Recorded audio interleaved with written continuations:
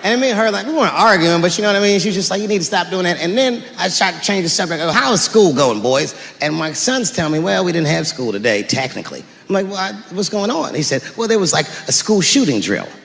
I never heard of this. You know what this is? They have drills that they make kids do where they practice what to do if somebody comes to shoot up their school. I'd never heard that before. I was like, what the fuck? Then I had to tell my sons the truth. I didn't want to tell them this shit. Son, listen to me. Fuck that drill. If somebody comes to your school and wants to shoot it up, I'm just gonna be honest with you. You probably gonna get shot, nigga. I'm just being real. You got a famous dad. I talk a lot of shit. They gonna be gunning for you, little buddy. Just stay low and run in a zigzag pattern and don't try to save anybody, son. Do you understand me?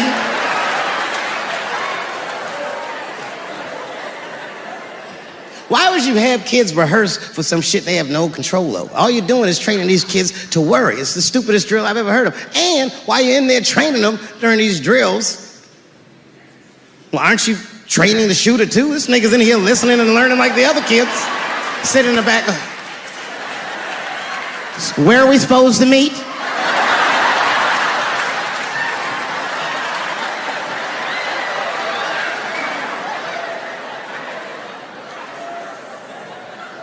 If you're a parent, this shit is terrifying.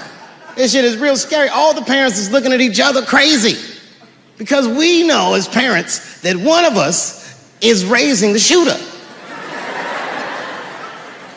Just don't know which one of us it is. All we know for sure is that if you're a white parent, the chances that it's you is exponentially higher than the rest of us. And shooting up school is a white kid's game. It's fucking crazy. You know, I hated school too. It never occurred to me. Kill everybody in school? It's fucking crazy. Just do what I did, nigga. Try some things. Have you skipped school, nigga? Skip school. Take a walk and meet some other kids. Fuck school, nigga. Try drugs. Have you tried drugs out, nigga? That might...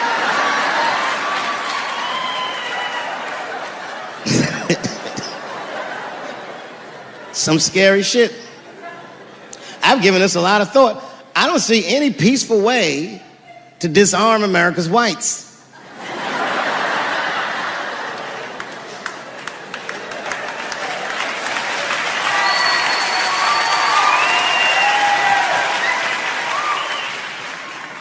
There's only one thing that's going to save this country from itself. Same thing that always saves this country from itself. And that is African Americans. Right. And I know the question that a lot of y'all have in your minds is, should we do it? Yeah, fuck yeah, we should do it. Listen, no matter what they say or how they make you feel, remember, this is your country too. It is incumbent upon us to save our country. And you know what we have to do. This is a fucking election year. We got to be serious. Every able-bodied African American must register for a legal firearm.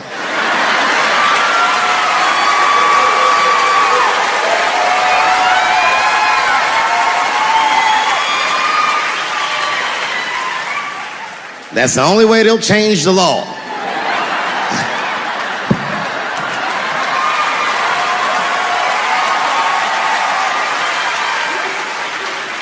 I hate guns, personally. I can't stand them. Yeah, but I have several.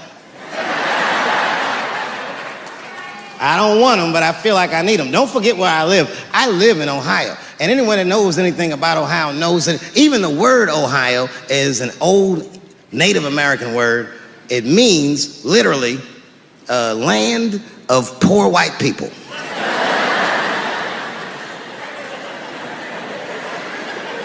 And I don't know what's going on down here, but in my experience, poor white people love, and I mean they fucking love, heroin.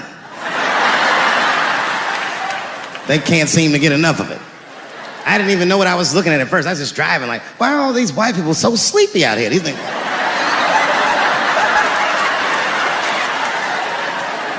It's really bad.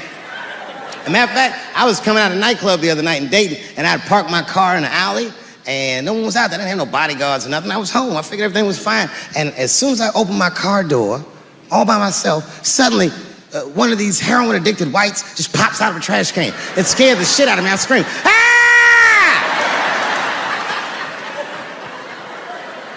And then I realized it was a woman. She was fucked up. She said, "Hey, man, relax, okay? I'm sick, all right? I need some drugs, man. Please, I'll suck your dick for $5, man." I was like, ugh. 2.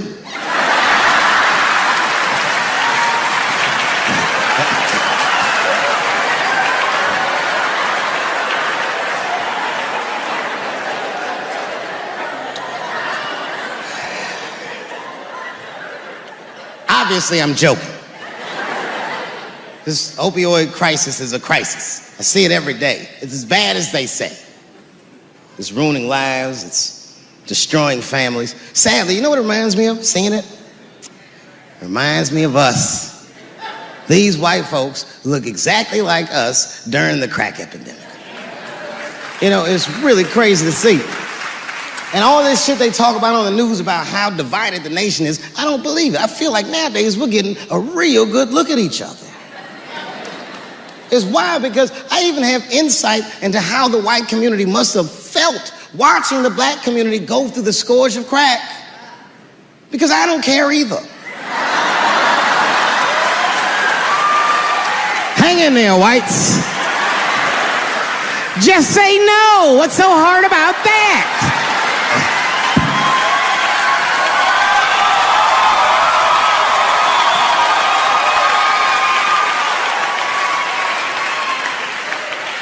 Remember when y'all said that to us? But it's okay. There's no grudges. Now you finally got it right. Once it started happening to your kids, you realize it's a health crisis. These people are sick. They are not criminals.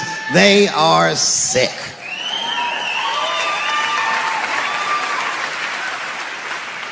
Be that as it may, I'm armed to the teeth. First gun I bought was a 12-gauge shotgun.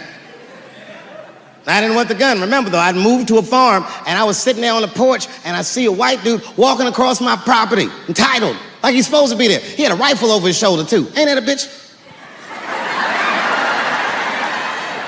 I said, what the fuck is this guy doing on my property? I was mad as shit, but I was unarmed. So I ended up just waving to this motherfucker like a bitch. I was just like...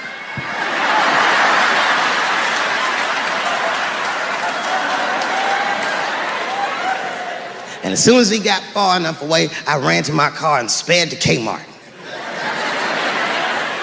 This is in a rural white area. And remember, I was nervous because the guy was on my property. I'm black and I was sweaty. You know what I mean? And I ran to the gun counter, black and sweaty, sweating and black. And I looked up at the nigga, I was like, I look like a slave or something. I said, I need a gun immediately, like that, just like that. The guy didn't answer, no questions. He just grabbed a 12-gauge shotgun, handed it to me. I'd never even held a gun before. I'm not a dummy. I'm like, well, I need some bullets too. And the guy reached under the counter, put 2 box shells on the counter. He said, all right, buddy, which box do you want? And I didn't know. One box had a picture of some ducks on it. The other box had a picture of some deer. I said, well, what's that box with them ducks? He said, oh, that there's birdshot. And then he goes just like this, I'm not exaggerating, he goes, that won't kill a man.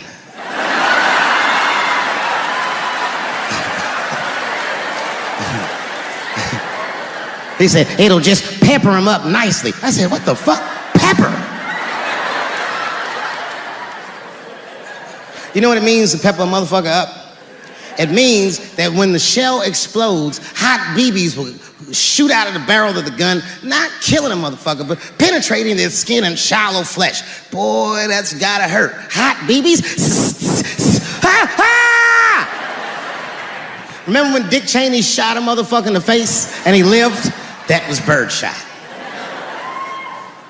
I said, well, what's that box with the deer on it? He goes, oh, that there's buckshot. I'd have put a hole in the goddamn truck if you wanted to. A couple years ago, I was in Ohio at a shopping mall. An old white lady, this is true, she was following me around the mall, which sounds paranoid, but I'm sure she was following me. Mean lady, too. You ever see a woman with lines on her face that just tell you, like, even if she smiled, it looked like it would hurt the muscles in her face? I knew she was following me because she was at places that had nothing to do with her. I'd be looking around like, what is this old bitch doing in GameStop and Foot Locker and all the places I like to go? Every time I see her, she'd just be looking at me all mean. And eventually, I forgot about her. So then after I'm shopping, I go all the way to the back of the parking lot. I'm parked all the way in the back. And as soon as I open my car door, I hear a voice go, David Chappelle. Just like that. I didn't even have to look. I knew it was her. And I looked back, and sure enough, there she was, that face. To be honest with you, she probably wasn't even that old. She's probably around my age. But she was a white woman. This bitch looked terrible. I kept my cool. I was nice. I said, hello, miss. And she didn't say anything back. All she said was, I watch your comedy. I said, uh-oh.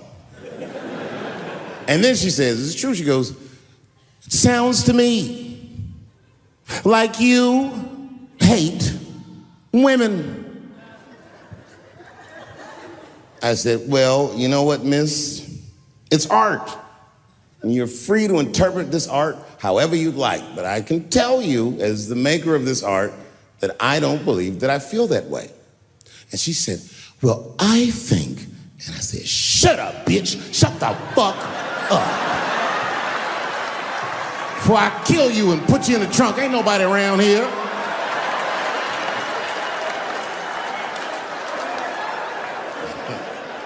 I'm just kidding, I didn't say that. I felt that way, but that's not what I said. I was more clever than that. You know what I said? And this is exactly what I said. I said, miss, before you finish that statement, let me ask you a question. Where'd you see me? Did you buy a ticket to a concert I did? I doubt that. Or maybe you watched one of my specials on Netflix. Or did I follow you to your car and do my act? She said, what? I said, keep it in the comment section, bitch. This is real life. Ta-ta.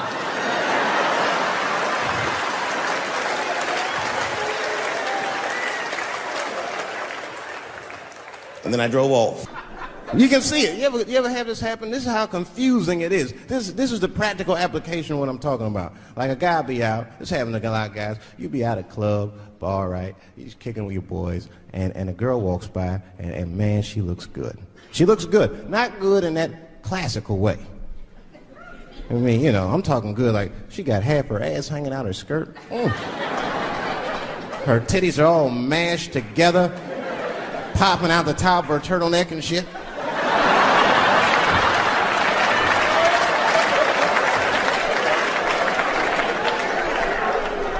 And you with your buddies, right?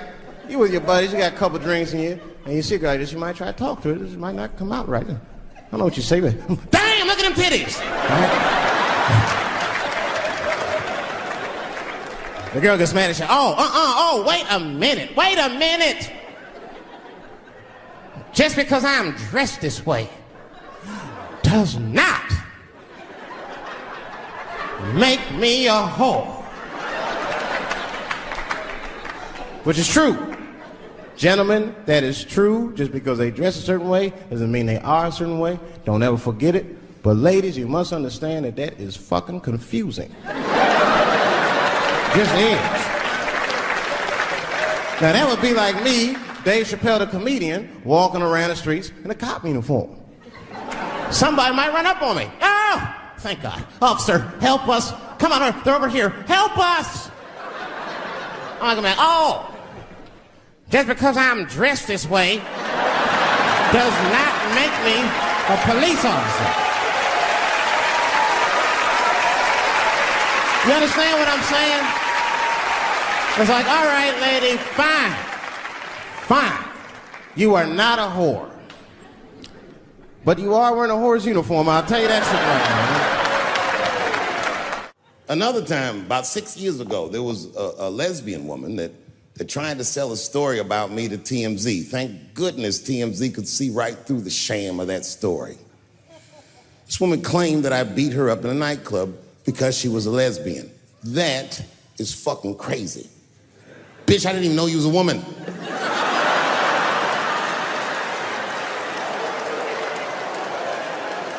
Thank God TMZ didn't believe that.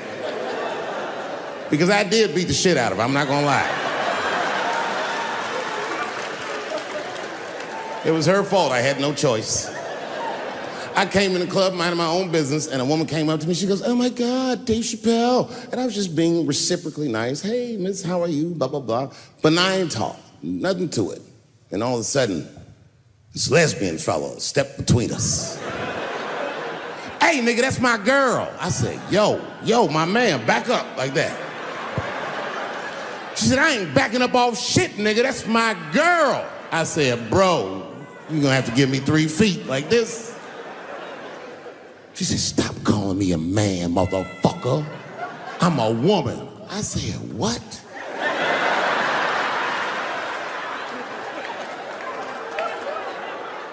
And then I looked deep in this nigga's cheekbones.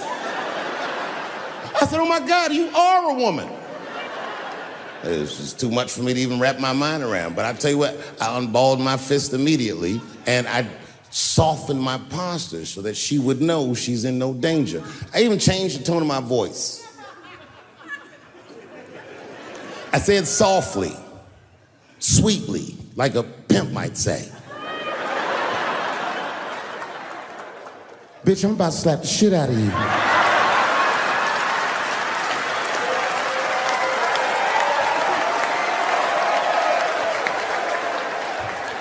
I should have done it. Oh, I wish I didn't say that. She dropped that foot back. Boop. She was in a perfect southpaw stance. Her shoulders were angled correctly. Her head movement was good. I said, "Oh no! This bitch boxes for real." She threw a wild hook at me, and I saw it coming from yesterday, so I slipped it like this. I had no choice. I had to go to work. I let that jab go. You should have seen me go, nigga. I tenderized them titties like chicken cutlets.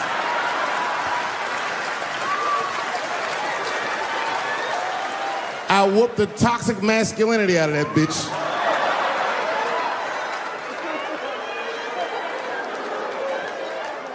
I'm sorry, ladies. I got a fucking Me Too headache. Y'all is killing me right now. It's really fucking tough to watch what's going on. You know, ladies, I said it in my last special, and I got in a lot of trouble for this. I told you you were right. But the way you're going about it is not going to work. But I'm biased. I said it. Louis C.K. was a very good friend of mine before he died in that terrible masturbation accident. And it was his room. You read the story. He was masturbating in his own room. That's where you're supposed to masturbate. And then he said, "Hey, everybody, I'm gonna pull my dick out." Nobody ran for the door or nothing like that. They all just kind of hung out like, I wonder if this guy's serious. And he came on his own stomach. There it is. What is the threat? Have any women ever seen a guy that just came on his own stomach? This is the least threatening motherfucker the earth has ever seen.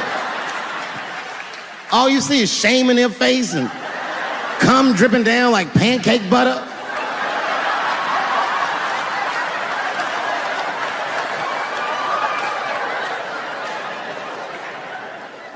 He didn't do anything that you can call the police for. I dare to try. Call the police on him. "Hello, police? Yes, I am on the other line with comedian Louis C.K., and I think that he is masturbating while I'm on the phone." You know what the police are gonna say in Atlanta? "Well, what are you guys talking about?"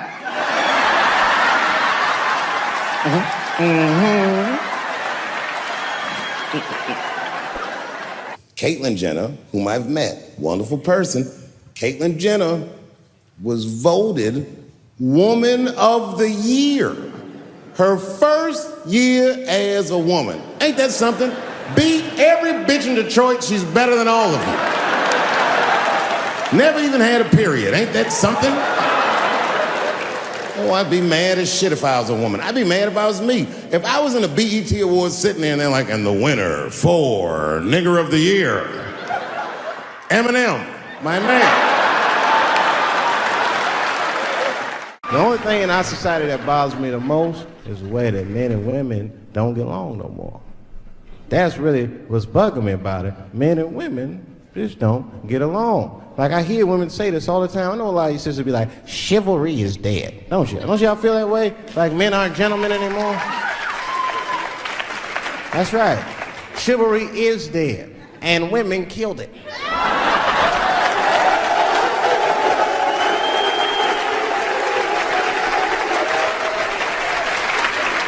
There's a fundamental difference in the way we're going to see things. We're not going to see eye to eye on this issue. We're just not. Our tests in life are different. A woman's test in life is material. A man's test in life is a woman. Now, by test, I mean that those are the things that we desire. Men have nice cars. Not because they like nice cars, because they know women like nice cars. That's how it goes. Because men are hunters, and the car is the bait. And the woman comes and says, ooh, nice Porsche. Gotcha, bitch. That's how it is. That's true. Come on now, you go to a woman's house, her house be comfortable as shit. Women love comfortable surroundings, so men get comfortable surroundings. Let me tell you something. If a man could fuck a woman in a cardboard box, he wouldn't buy a house. But that's still not where chivalry got killed. Chivalry got killed by the feminist movement on the magazines that got women going crazy, because women got too much advice about men from other women. And they don't know what the fuck they're talking about.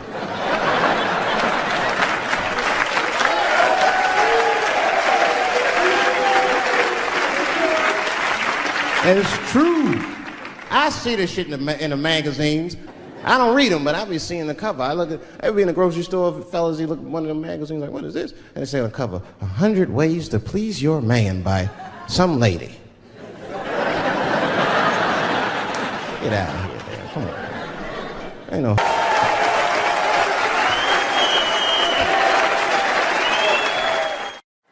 Well, I have some very bad news for the people in the front rows. I heard that some of you paid as much as $800 for your tickets. Sadly, I did this same show a couple weeks ago in Atlanta for $60 a head. Can you imagine? Nigga, you could have flown to Atlanta, got a hotel, had some dinner, and came back, and you still have a little money left over, niggas. Paid way too much just to see me in this gay-ass neighborhood. All right, let me roll up my sleeves and tell these pussy jokes.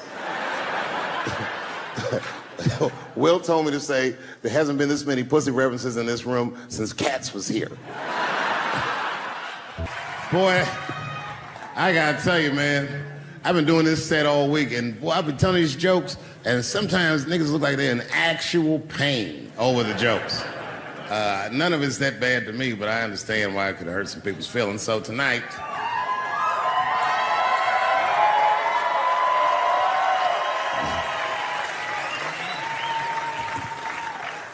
I'm gonna give you an opportunity that I rarely give anybody. I'm gonna let you say whatever it is you need to say to my face, or ask me whatever it is you wanna know. But there are no dumb questions allowed. If you ask a stupid question, you'll be asked to leave. Nah, I'm just kidding, go ahead. Everyone relax, come on. Oh yes, sir, in the front. 2 questions, how often do you write, and can I have a cigarette? All right, first, you may have a cigarette, but remember, this is not jail, motherfucker. This lady right here. I have a question. Do you remember this scene? Oh, I do remember that. Ma'am, I'm gonna have to ask you to leave. That was a terrible question. This gentleman in the front with the salmon-colored shirt on. I was wondering if you had any advice for young comedians that you generally give, and... Are you thinking of doing comedy? I've never done it before, but watching you has made me want to try it.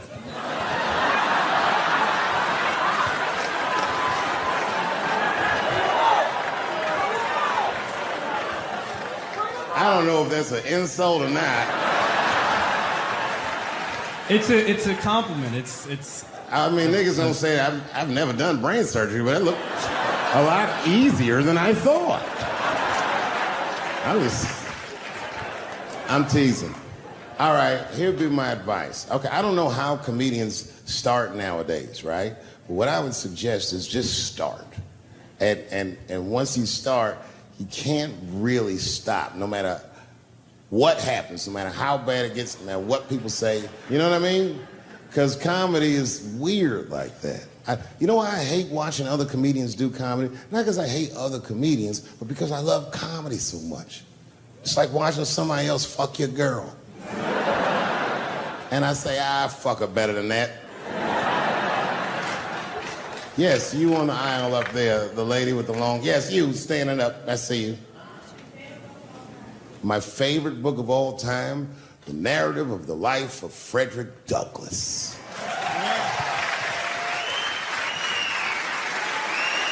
That guy with the baseball hat. Marry, fuck, kill, Michelle, Rihanna, Oprah. Wait, who's Michelle?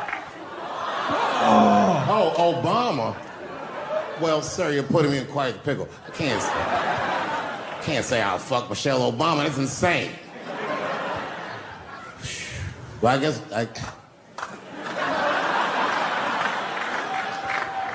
I mean, because I wouldn't kill any of those women. But I'd fuck all three of them.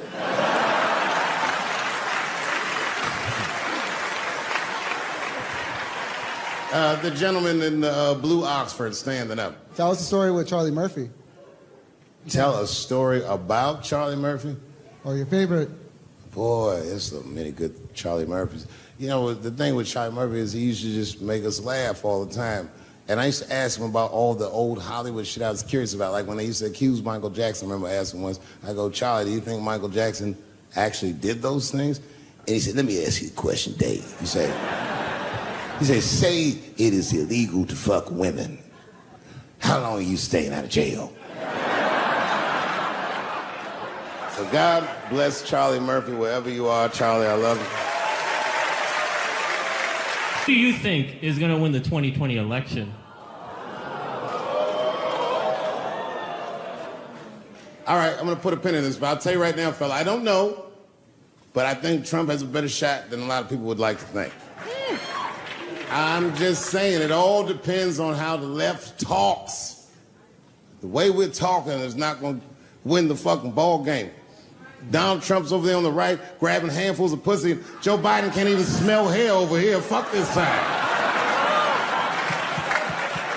All right, man, go ahead. Thank you so much for this show. And how old are you? 25. 25? Yeah. Boy, don't let R. Kelly see you. He's gonna pee on you by accident. Oh, my bad. I thought she was 15. Yuck. I'm totally joking. I'm sorry. My question is there anything you've learned from another comedian that you feel like will stay with you for life? I tell you what, miss, that's a good question. Yes, is the short answer. A longer version of it is this. I was raised by comedians. I started doing stand-up when I was 14. The other day, I went to a comedian's funeral, and I realized as we was putting this motherfucker in the ground that these people are at least as influential to me as my family. I rock with these niggas till the wheel falls off. We fight and we fuss and we are jealous of each other and we get mad at each other, but my life wouldn't have been what it was without each and every one of them, and I consider them my family. That's the answer. Still hadn't figured out exactly how to say what I wanted to say, but I was doing pretty good. And I was doing some Me Too jokes, and a woman stood up from the audience and she was crying. Clearly, it's a white woman. She says to me, you can't say that. It's 200 seat room, it's a very small room. I'm like, what the fuck are you, like, miss, are you okay? What are you doing? She says, you can't say that. I said, yes, I can, it's my show. I'll say whatever the fuck I want. The crowd's like, ooh, like this. And then she gets up from the table and she starts making a big like show of just pushing through the aisles and all this stuff. And there's like a curtain right before the front door. And she gets to the curtain and she's crying. It's fucking crazy. She says, I'm sorry I was raped. It's a fucking comedy club. It's like loud farting getting out of an elevator. Nothing funny can happen in here. Now I'm trapped in a room with this woman's fucking stink.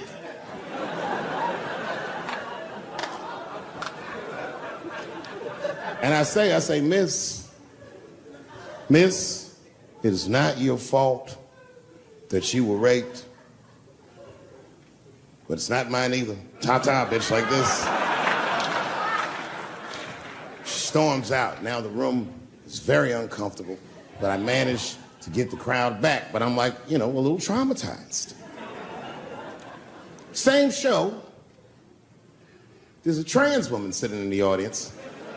This is a true story. This was like a few weeks ago. I did 6 shows that weekend. This trans woman came to 4 of them. Calls herself Daphne. Man, this chick Daphne was in there cracking the fuck up at everything I said about everybody. It was amazing. She was laughing, and it was fun to watch her laugh. You could tell she was letting go with something that was heavy, and she'd throw her head back, and she'd smile with all her teeth. She was having a great time. And the more fun she had, I felt bad, because I knew I had some trans jokes to unload. And I thought to myself, maybe I shouldn't say these jokes, because I don't want to, like, fuck her evening up. She's having so much fun. But then I thought to myself, well, if I can't say it in front of her, should I say this shit at all? So I let her rip.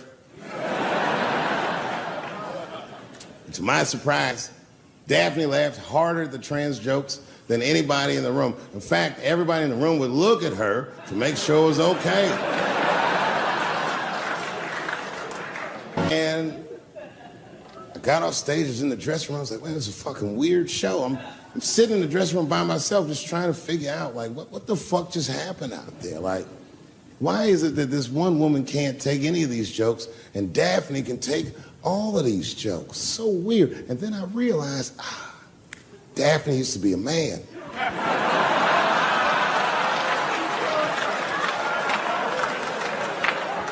So now I go out of the dressing room and like you can see like all the staff was there like cleaning the club up, the audience had gone, and sitting at the bar by herself was Daphne. And she's like, hey, Dave, come join me for a drink. And I don't want her to think that I'm transphobic or nothing, so I'm like, fuck, I guess I can have at least a drink. And we get some tequila and we're sitting there. And she was fucking cool. Turns out that Daphne, she wants to be a comedian. She was asking me for advice, and I told her advice and all this shit. And then she says to me, she says, boy, you sure do get a bad rap for your trans jokes. I said, Daphne, thank you, but you don't have to say that. I hope I didn't offend you. She goes, no. She said, in fact, I read about you in the New York Times. I said, you did? She said, yeah. She said, I thought it was interesting that they blamed you for R. Kelly. They said you normalized him for telling jokes about him. I go, yeah, they said that. She goes, I wonder why they never said that you normalized transgenders by telling jokes about us. And I'd never thought about that. It never occurred to me. And we started making out. And then, like, I reached up just to see what it felt like. I was like, what? And it felt like pussy, didn't it? It was just like, go ahead, ask me a question. What the fuck you gonna do if Trump get reelected? What am I gonna do if Trump get reelected? Probably get a significant tax break.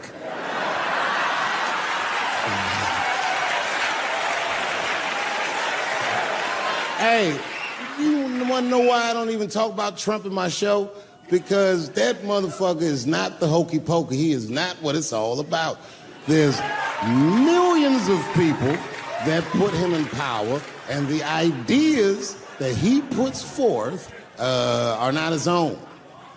He's singing poor white people's greatest hits. So why the fuck would I worry about him and not the other millions? Really, you know who I'm gonna vote for next time if things keep going the way it's going is that gay dude. No, Mike Pence. It's a safe place where I could tell some jokes. And I find out that this comedian I know, Chris Tucker, who's in all those Rush Hour movies, I find out that Chris is in San Francisco too at some charity event. So I call him, I'm like, yo, I just saw you at some charity event. I said, I'm doing a show at the Punchline. Why don't you come by the club after your event? He's like, cool, Dave. I thought you was dead, nigga. I'll come by. He says, is it okay if I bring some friends? Because, you know, I'm with a lot of people. I go, man, you Chris Tucker. You can bring whoever the fuck you want. And then I show up to the club late that night. I walk into the dressing room, and sitting in the dressing room is Gavin Newsom, who at the time was the mayor of San Francisco, but now he's the governor of California. And sitting next to him was Kamala Harris, who at the time was the DA of San Francisco. Now she's the senator from California that's front-running on the Democratic ticket. And sitting next to her was Al Gore. It's fucking weird. And sitting next to Al Gore was the guys from Google, Sergey, and I don't know how to say these. All right. And it was Chris Tucker and Ben Jealous, who at the time was the president of the NAACP, who was all just at this big charity dinner, and Paul Mooney was drinking scotch. And we all was just in there. And, you know, at first I was a little uncomfortable when we started talking, and we all got along really well. Well, at some point, Kamala Harris says to me, she goes, you know, a friend of mine is announcing his candidacy for president tomorrow. I went to college with him. I'm like, what? I go, Barack Obama? She goes, you've heard of him? I'm like, yo, I just read about this dude. And she goes, yo, yeah, blah, blah, blah, we talking. She goes, you know what? She says, let's call him on the phone. I said, what the fuck? And she picks the phone up and she dials and she's listening like this. And she goes, this is voicemail. And she gives me the phone, she goes, leave him a message. You know, I didn't know what to say. I just said what you say to any black dude that's running for president. You know, stay low, running a zigzag pattern, this kind of shit.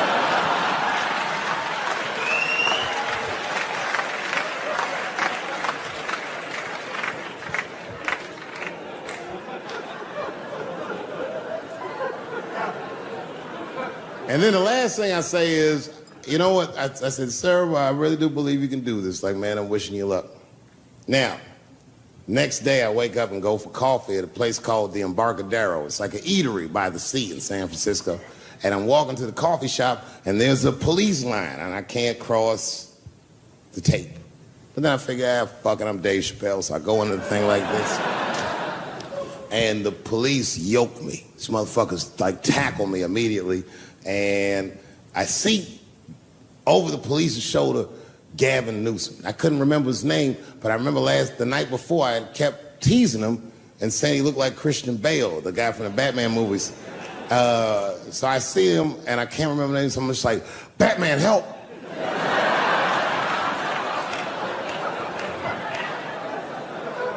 And he stops, he's like, Dave? And then the police see that the mayor knows me, so they all like, oh, sorry about that. And he's like, hey, back up, everybody. And he just picks me up. He's like, I'm really sorry about that. I'm like, I'm fine, don't worry about it. And he's like, listen, I'm here with Prince. Would you like to meet him? I'm like, I know Prince. That's my nigga. And we go around the corner, and it was Prince Charles, the Prince of England. I didn't know the protocol of meeting royalty. You're not supposed to touch him. I dapped him up like a nigga. My nigga. Wow. Just hugging him and shit like this, dapping him up. And that nigga was cool too. I was like, it's really fucking weird. And then I was just out there in the upside down, not having no TV show, trying to figure life out. And the election was going on in the background. And this guy, Barack Obama, was picking up steam. This motherfucker was killing it. And I had a chance to go to the last debate on the Democratic ticket. And I went. It's me and Chris Tucker sitting in Myrtle Beach, South Carolina. It's the last three candidates. It was Barack Obama, John Edwards, and Hillary Clinton. Now, Obama's a lot taller than Edwards and Clinton, and he had the center podium. And at one point, they're all on stage, and they start fussing, and Obama goes, look, none of us are perfect, like this. And his hands was like this, and there was light shining behind his head, and the other two candidates was looking up at the nigga, and I was sitting in the audience like, this nigga looks like Jesus.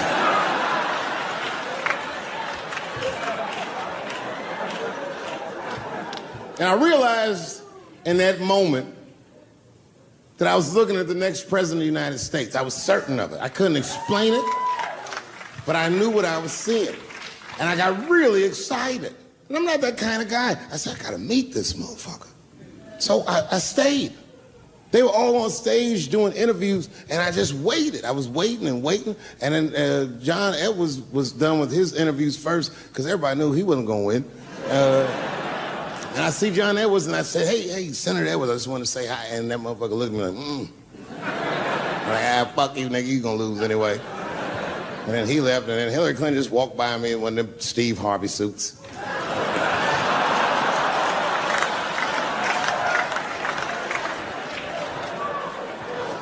But Obama was taking forever.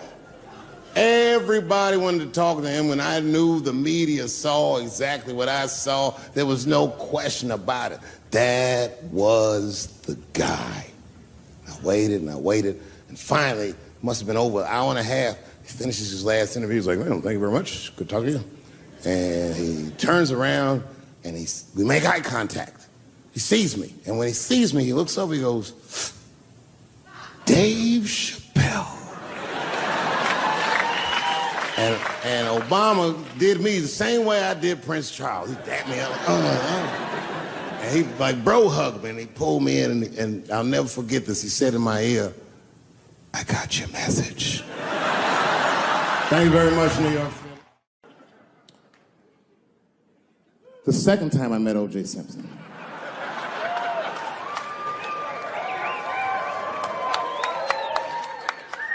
Was right after the trial of the century. There I was, now a young man of probably 23. O.J. Simpson was the most famous or infamous face on planet Earth. I was in a restaurant in Beverly Hills with my agents. I wasn't alone in the restaurant, but I was alone.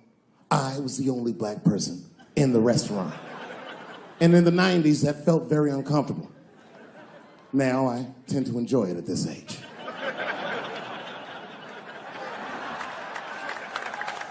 I was having dinner with my agents, celebrating a deal that they told me was lucrative, but I later learned fucking sucked. And suddenly, a group of women walked by. Every race was in that group. Black, white, Asian, Latina, white, and white again. They were all gorgeous. I watched them walk by. Then, I saw a familiar face. Al Collins, the man from the infamous Bronco check, towards the door. Couldn't believe what I saw. And then, close behind him, was O.J. Simpson, newly released from jail. The restaurant fell still.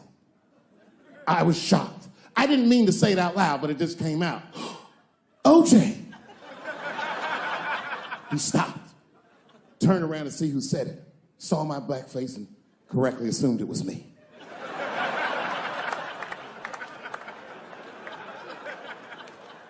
I was sitting in the corner of the booth. He leaned over all the white people I was having dinner with and shook my hand. How are you, young man? He looked in my eyes, and I could see in his eyes that he didn't remember meeting me the first time. And then he walked away. And I looked back at my agents, and all of them had nothing short of disgust on their faces. And the only one with the courage to voice their disgust was a woman named Sharon, who used to represent me. How could you, she said. How could you shake hands with that murderer? I said, Sharon, with all due respect, that murderer ran for over 11,000 yards.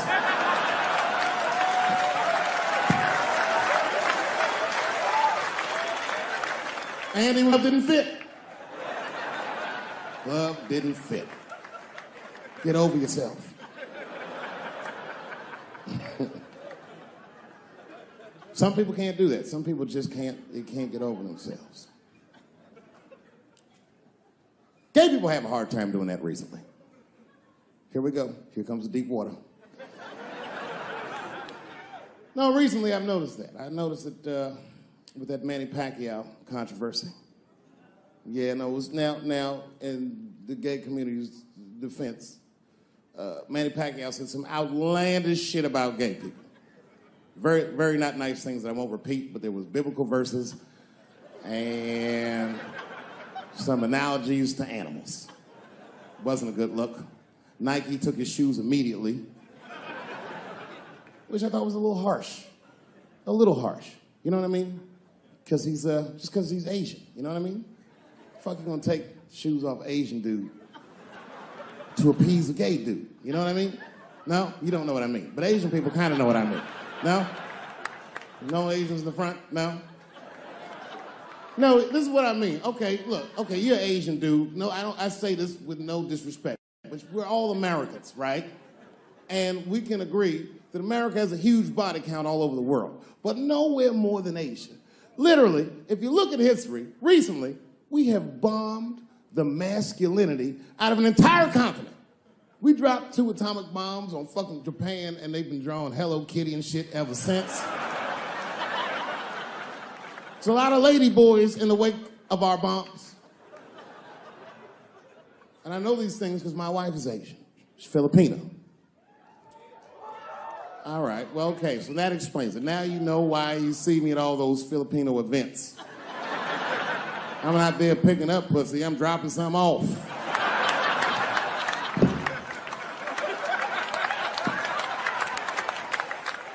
I take my wife to all that shit. I took my wife to see Pacquiao fight Mayweather. We sat ringside, okay? That was a quiet car ride home. That's what that was. But if you know what's popping in the Philippines, you know that they got a whole generation of kids in the Philippines growing up without their mothers. Yes. A lot of women in the Philippines go to the Arabian Peninsula, they come to the United back home, which is still one of the #1 staples in the Philippines economy, money that their expats send back to the Philippines. The men, on the other hand, are left rearing children, twiddling their thumbs, waiting on their wives' checks. These men have been fucking emasculated. And then suddenly, a boxer rises from amongst them and reinstates their manhood with his motherfucking fist. This is not the guy you're supposed to ask, what do you think of homosexuals? He's not your champ. Shit. That's why I don't have a sneaker deal, because if you say something that people don't like, they'll take your fucking shoes off. Road ahead. They've got the longest mental gap to bridge. That's all I'm saying. Because, you know, whenever I see one of them T's on the street, I don't mind them, but I'll be like, man, I miss Bruce. I'm sorry, guys. I'm 42. I remember Bruce Jenner. Before the Kardashians, before all that, this motherfucker was a white American superhero. It was amazing. He was beating Africans at track and field. We'd never seen anything like it. He was on my cereal box growing up. You know how much of that cereal I ate, nigga? I didn't know he was gonna do that.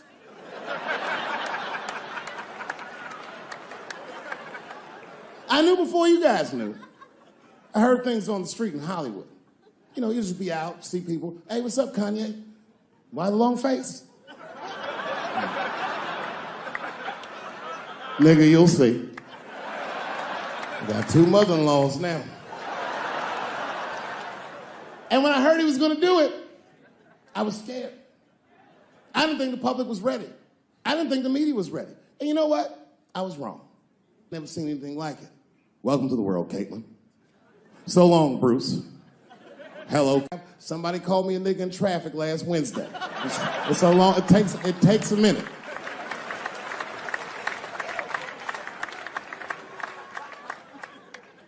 My wife's friend, Stuart, told me that. My wife has a lot of gay friends. Stuart's their leader. She has a lot of gay friends. And I don't like them.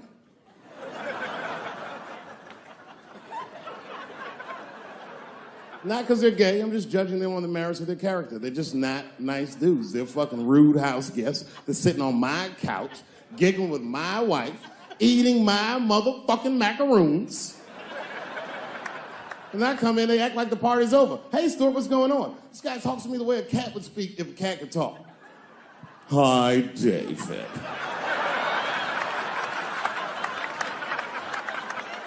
Stuart, what's all the beef, man? What's going on? He always wants to have some kind of gay political argument. The last one was about a petition in federal court to take the words husband and wife out of the law. I said, well, why would you want those words out the law? He said, because it discriminates against same-sex couples. I was like, niggas, please save me the semantics. Just trust me, take your chips and get the fuck out of the casino. You're about to decide, talk that over amongst yourselves, and whichever one of you is gayer, that's the wife.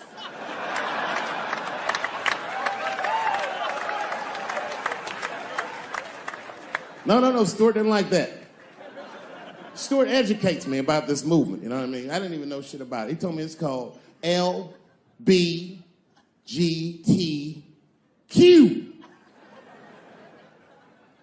I was like, what the fuck is the Q? Does that even make sense, Q? Turns out Q is like the vowels. That shit is sometimes Y. It's for gay dudes that don't really know they're gay. You know what I mean? Like prison fags who are like, well, I'm not gay, nigga. I'm just sucking these dicks to pass the time. I'm not G, I'm Q. Ugh.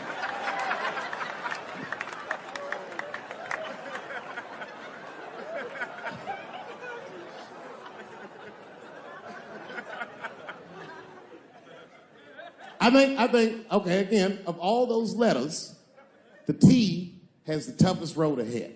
In fact, I think the T should stand for tough. If Martin Luther King had a sneaker deal, we'd still be on the back of the bus. They always true, the Nike exec come up, hi, Martin, we need you to tone down the talk of civil rights and blacks being humans. It's upsetting our southern distributors. But I don't understand. I thought that's why I had a sneaker deal in the first place. Not quite.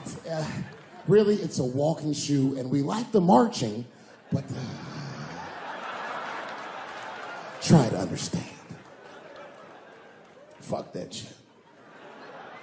You know, I get it, though. I understand why gay people are mad, and I empathize. You know what? I'm just telling you, this is a black dude.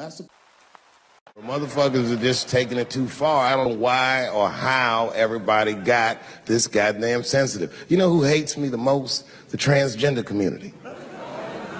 Yeah, these motherfuckers. I mean, I didn't realize how bad it was. These motherfuckers, I was really mad about that last Netflix special.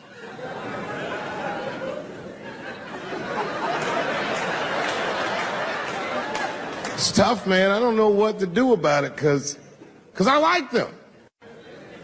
I always have. Never had a problem with them. You know, just fucking around. As a matter of fact, I think I make fun of everybody, and I mean, as a group of people, they have to admit, it's kind of fucking hilarious, man. I'm sorry, bro. It's like, I've never seen somebody in such a hilarious predicament not have a sense of humor about it. They're born feeling like there's something other than they're born as, and that's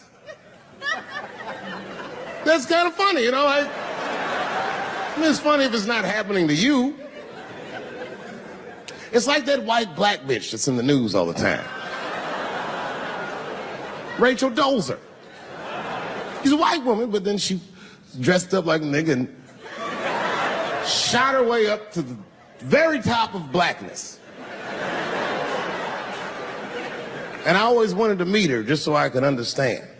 I just wanted to like have dinner with her so I could just look in her eyes and call her a nigger to her face.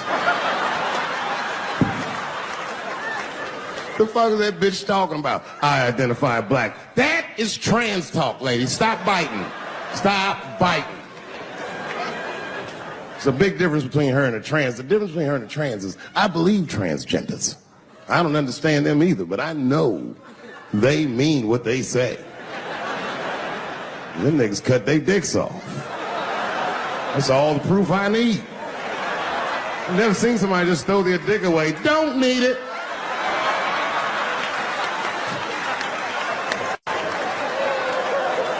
I don't understand, but I believe you and I support your decision, motherfucker.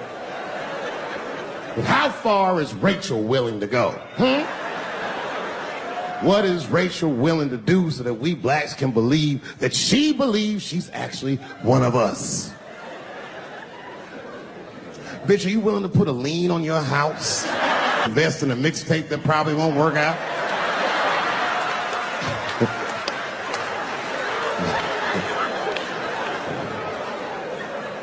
She didn't even change her name. Didn't even change her name. Her name is Rachel. I can't believe in that name. If you want my support, you're gonna have to change your name to the blackest shit I've ever heard. Bitch, you're gonna have to change your name to Draymond Green. I don't know a blacker name than that. That shit is black on paper. If you type Draymond Green into Airbnb, that shit will log off automatically.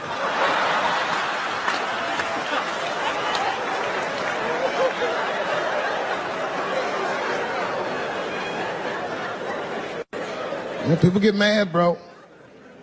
People get mad about everything I say. I was doing a show. I was in Portland, Oregon. And I was checked in a hotel under the name Charles Edward Cheese.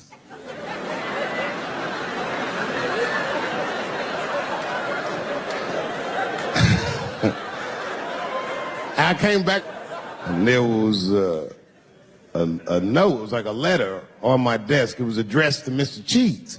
So obviously I'm going to assume that whoever wrote this letter must be an intimate friend of mine. This is not some kind of name that a person would just guess. But then I opened the letter and it turns out I don't know this person at all. It's a fan letter. You know, I'm not even used to the idea that I have fans, but I'm grateful for it. And even though I'm grateful for fans, I don't read those letters. It'd be nice if I did, but realistically, it's like, what am I, Santa Claus, nigga? I don't have time for this. Like, got shit I want to do. I'm trying to chill. Read all these dreams and wishes from strangers. But I read it. I'd already opened it. So I just read the whole letter. And you know what, man? Whoever wrote this letter truly loves me. I mean, they were really fucking nice in the letter. And then they described to me what it was like to come to the show, how excited they were, how much fun they were having.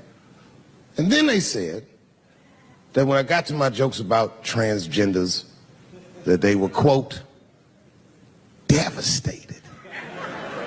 Because it turns out that whoever wrote the letter was transgender. Now, I'm going to be real for a second. You got to understand, I never feel bad about anything I say up here.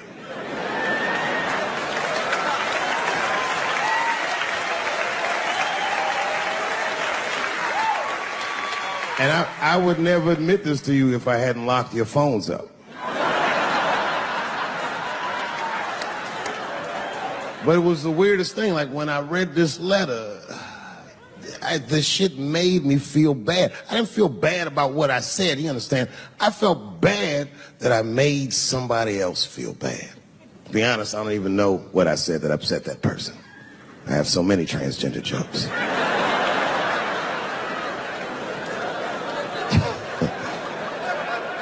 But I feel like it was probably this joke I'm about to tell you right now. And it's not even that bad of a joke. It's a true joke. I mean, it's not true, but I had read in the paper that Caitlyn Jenner was contemplating posing nude in an upcoming issue of Sports Illustrated. And I know it's not politically correct to say these things, so I just figured, fuck it, I'll say it for everybody else. Yuck. Oh, sometimes I just want to read some stats. I don't know why you're going to cram some man pussy in the middle of the sports page like this. I just didn't think that was the place for it. But I wasn't saying anything like Caitlyn Jenner's a bad person. I'm not mad at her for doing it. I'm not even mad at Sports Illustrated. If I'm mad at somebody, I'm probably just mad at myself. You understand?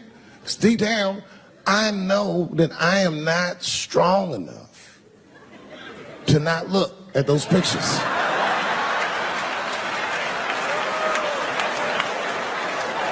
And I don't think I'm ready to see what she's trying to show me.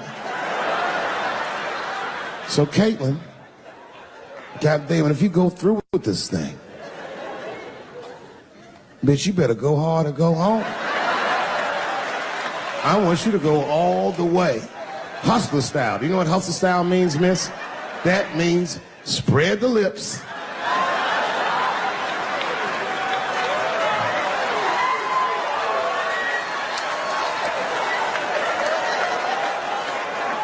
I hope she spreads her lips and there's an itty bitty dick inside. Ah! The show is behind the curtains.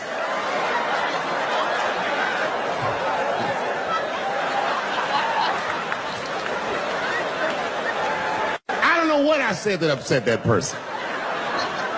But I'm going to tell you something. When I read that letter, and the moments after I read it, I did something that many black men in America do not have the time or the money to do. I thought about how I felt.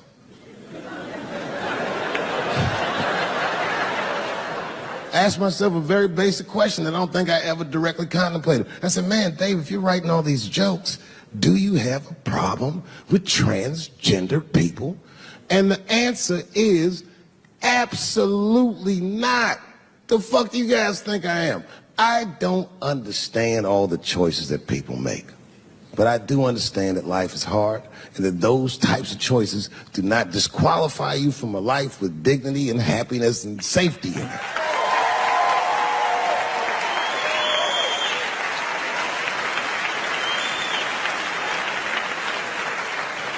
But if I'm honest,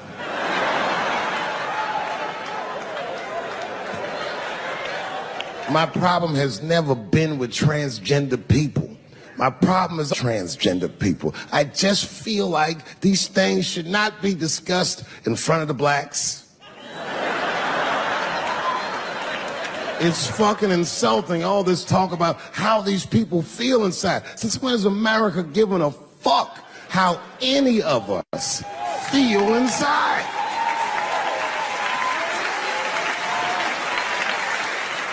And I cannot shake this awful suspicion that the only reason everybody is talking about transgenders is because white men want to do it. That's right. I just said that.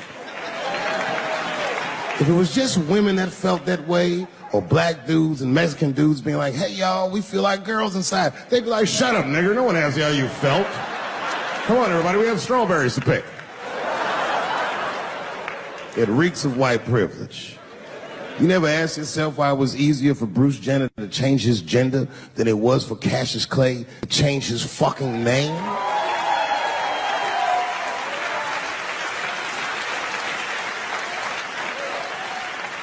And if I were to be brutally honest, the only reason I ever been mad at the transgender community is because I was at these niggas for 6 songs straight.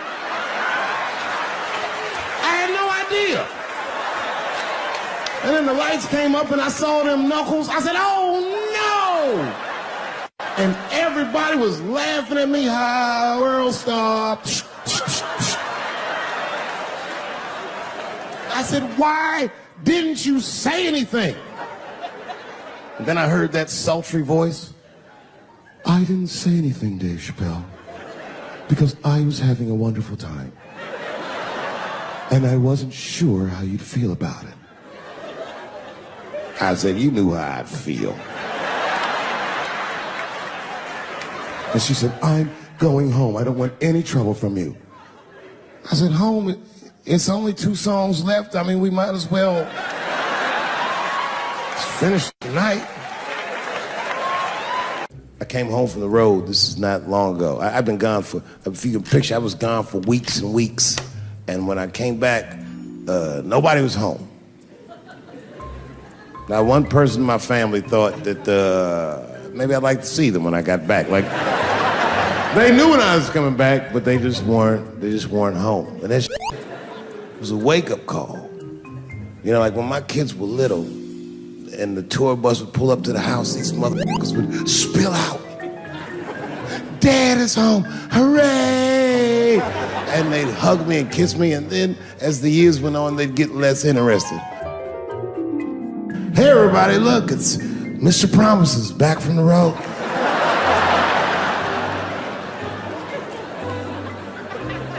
But an empty house, that's some cold shit. And I went into my oldest son's room. I was like, hello, hello. He was gone.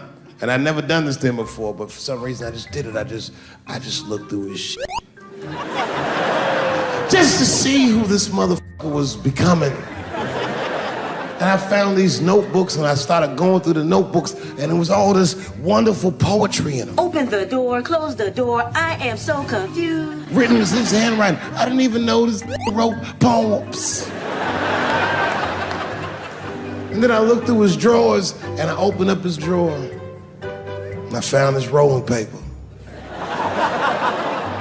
And I looked down at them papers like, oh, that's where that poetry's coming from.